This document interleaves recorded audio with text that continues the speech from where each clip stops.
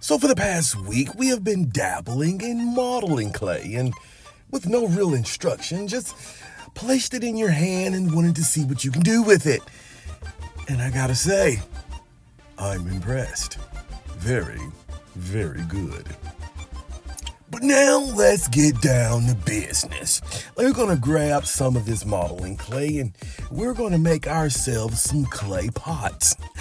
Did you know pots and clay in general were used to make vessels for food? Yeah. Believe it or not, people needed a way to cook food, people needed a way to serve food, and they needed a way to store food. And clay was one of the original materials used to aid in that process. In fact, most people believe that the earliest examples of these vessels came from Africa, like 7,000 BC. I can't even fathom how long ago that was. Wow. And eventually, though, it slowly but surely made its way over here to the good old US of A. Anywho, let's go ahead and get started with the project. As you can see, I am prepping my modeling clay. You probably remember how crazy hard as a brick this stuff is when you first get started. Yeah, you have to warm it up, and that's what I'm about to do. Get yourself small pieces, warm it up, and the first thing I'm going to do is we're going to teach you how to make a pinch pot. Let's go ahead and get a ball, and we're going to put our finger through the middle of the ball. Now, don't go all the way through. Do not go all the way through the ball. You want to leave some clay for the bottom of your pinch pot, right? And so after you start that hole, start twisting and pinching. And as you pinch, the walls of the clay of your pot are going to get larger and larger and larger. I should say taller and taller, though. Yeah, they're going to get taller and taller and taller until eventually you have something looking like a pot or a small bowl. Now, what we're working toward here, like the skill that we're trying to master, is we don't want to have like thick areas in this part of your pot and thin areas in that part of your pot. No. We want a nice, uniformed thickness throughout the entire pot. Okay, next up, we're going to make ourselves a coil pot. And it's going to start with, well, you guessed it, a coil.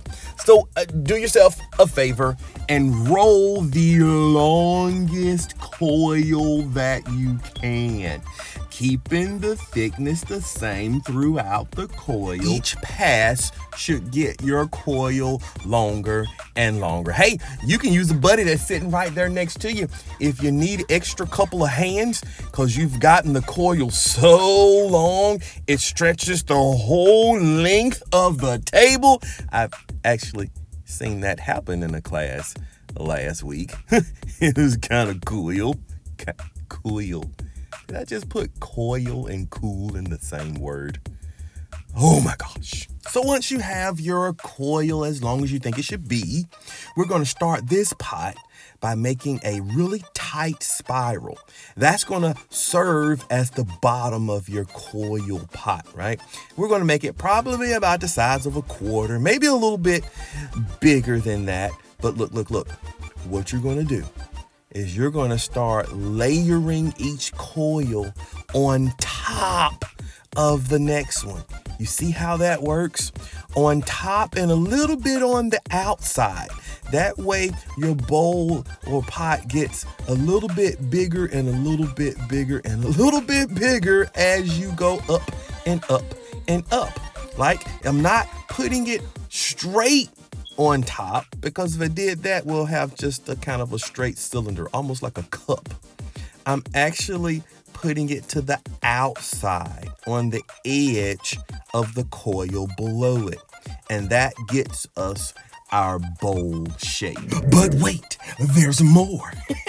I've always wanted to wanted to say that. Oh, boy. Anyway, get yourself another coil and just, like we were going to the outside, on top to the outside. Let's place this coil on top, but to the inside, right? Pay attention. Look what's happening. We're actually closing the top of the bowl up. Like it's not even a bowl anymore. It's like a vase or a vase, as we say here in the South. It truly does make a difference where you're putting that coil. So look, take care, make sure you're placing that coil exactly where you want it to go, because you can change the whole profile of your vase. Oh yeah, that looks nice. Real nice. Oh, this is what we're doing today, and I'd like you now to go and have fun. So, after they made their bowls, we ended up bringing out marbles because we wanted to see how many marbles your bowl will hold. Yeah, we did a marble challenge. Some got 80, some got 100.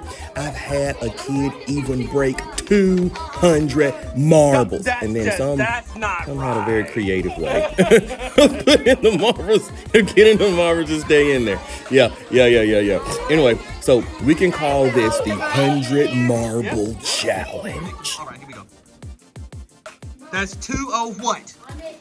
203. 204. That's crazy.